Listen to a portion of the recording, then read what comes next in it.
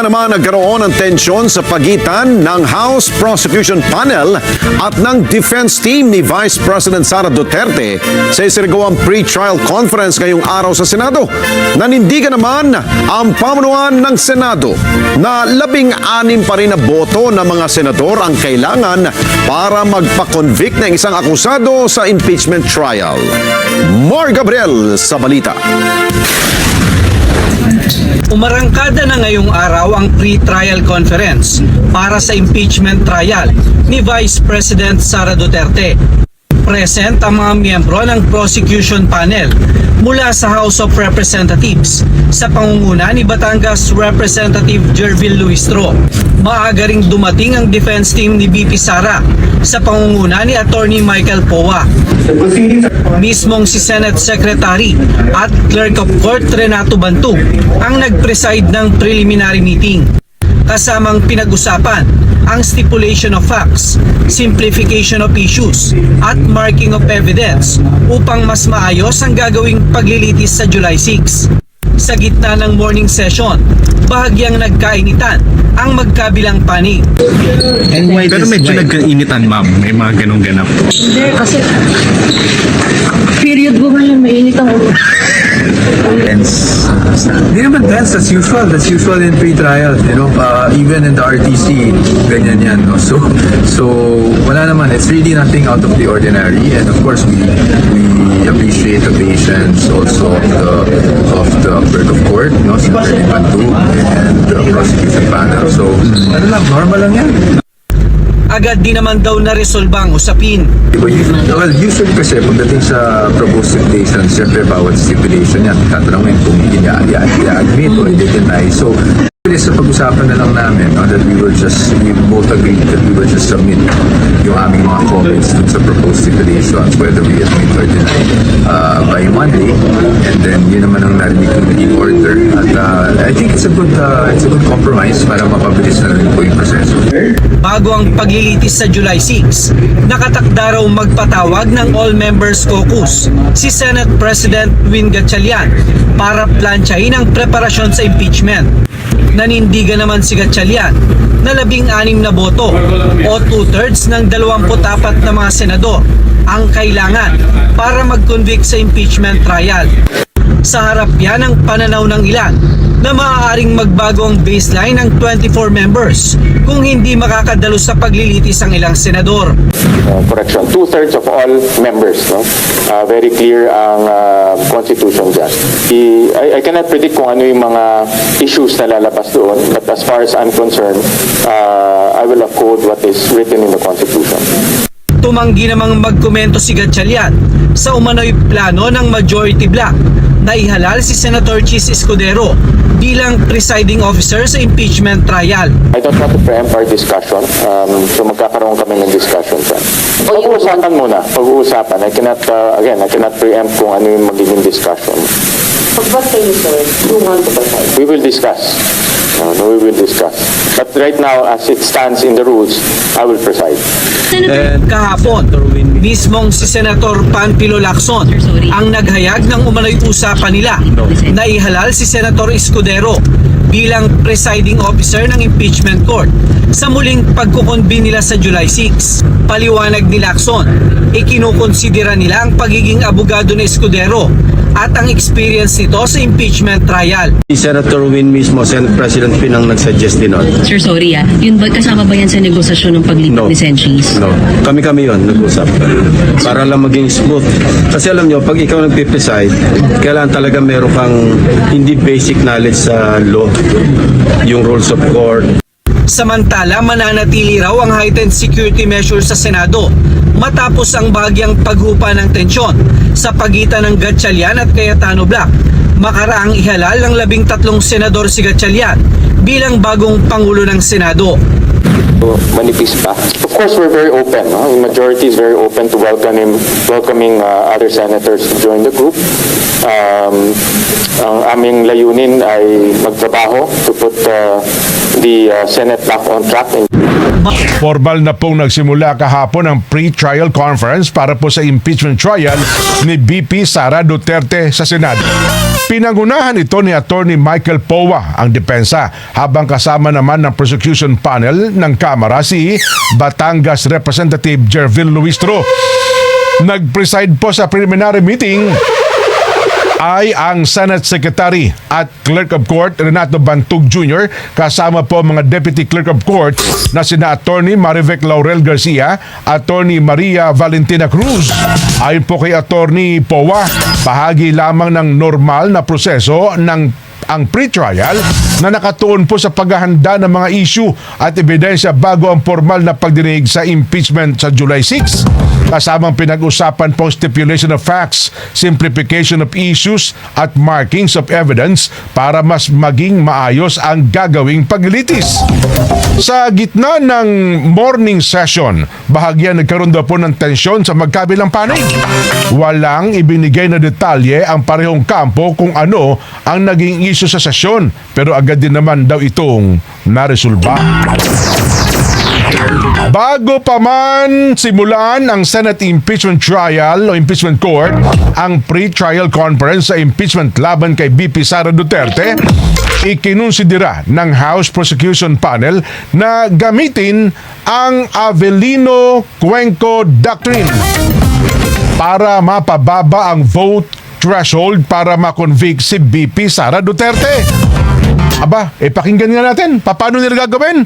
Eden Santos, magbabalita. Then, naging maingay ang Avellino versus Cuenco Doctrine bago pa man simulan ng Senate Impeachment Court ang pre-trial conference sa impeachment laban kay Vice President Sara Duterte. Maging ang House Prosecution Panel ay ikinukonsidera pa nga ito para mapababa ang vote threshold sa 14 mula sa 16 na isinasaad ng konstitusyon para makonvict si VP Sara.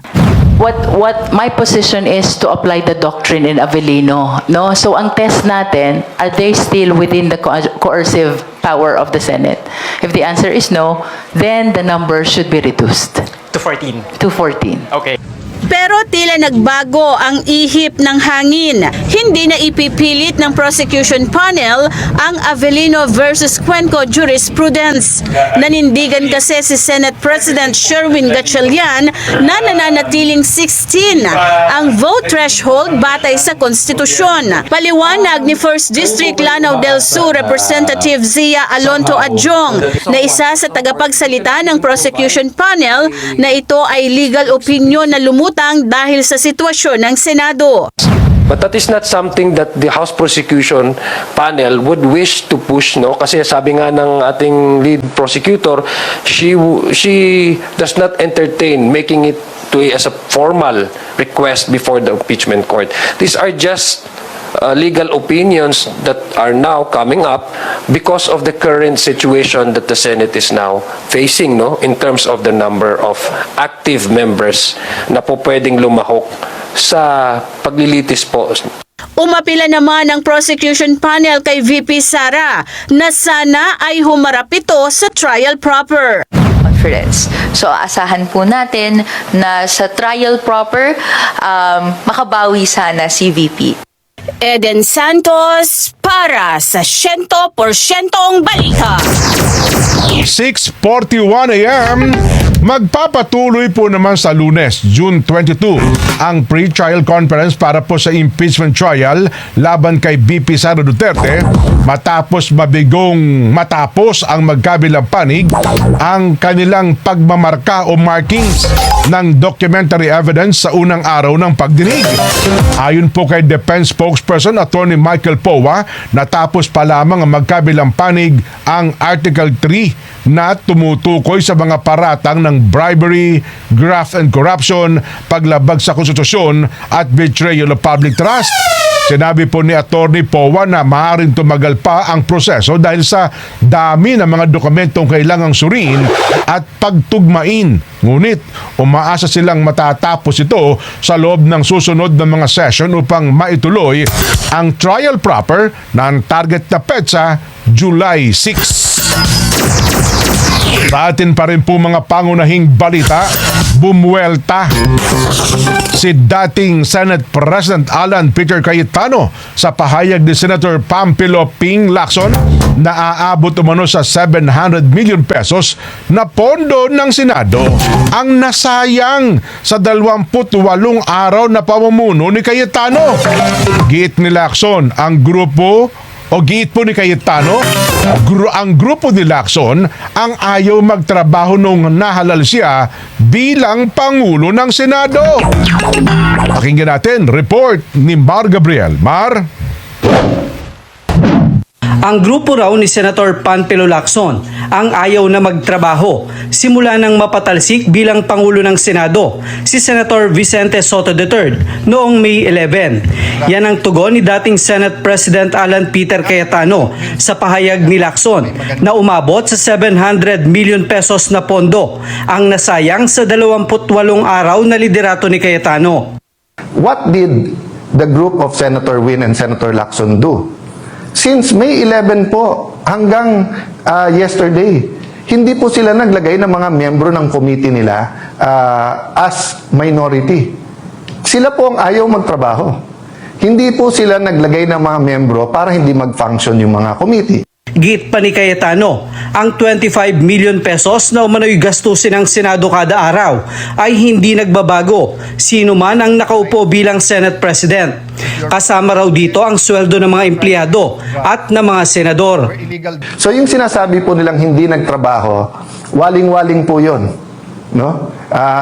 Walang katotohanan, panay kasinungalingan. So doon tinanong yung majority, what's your plans for the special session? Waling-waling pala, di ba? So, huwag na tayong maglokohan.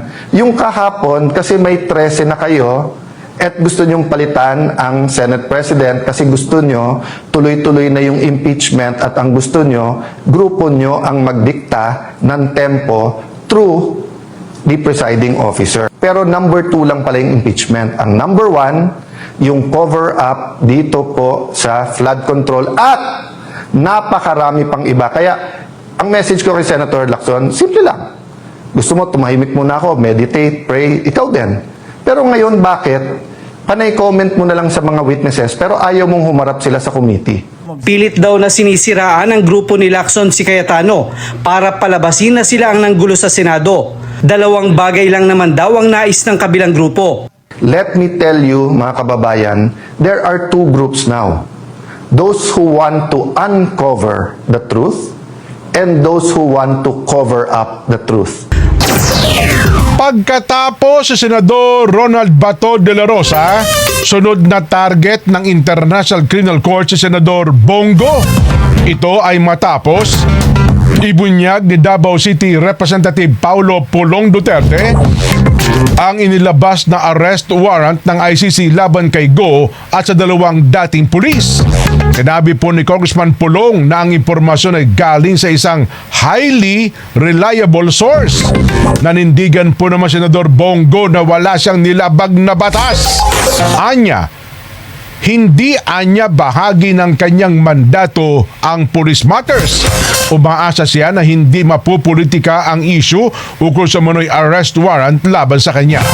Tiniyak ni Go na patuloy ang kanyang pagsiserbisyo at hindi sasayangin ang tiwalang ibinigay sa kanya ng 27 milyong Pilipino. Good morning, you are watching Ciento por Ciento. 6:46 a.m. Wala pang ibang opisyal na komunikasyon ng Department of Justice kaugnay ng umano'y arrest warrant na nilabas ng International Criminal Court laban kay Senador Christopher Bongo. Ayon po sa DOJ spokesperson Polo Martinez, kinumpirma rin ng Philippine Center on Transnational Crime na wala pa itong natatanggap na dokumento. Ipinaliwanag po ng DOJ na anumang warrant mula po sa ICC ay dapat direktang ipinapadala sa PCTC bilang bahagi ng mandato nito sa pagtugon sa mga kasong may kaugnayan sa transnational crime. Nananatili naman anyang walang opisyal na kumpirmasyon mula po sa kinaukulang ahensya kaugnay sa umano'y paglabag o paglabas ng arrest warrant laban kay Senador Go.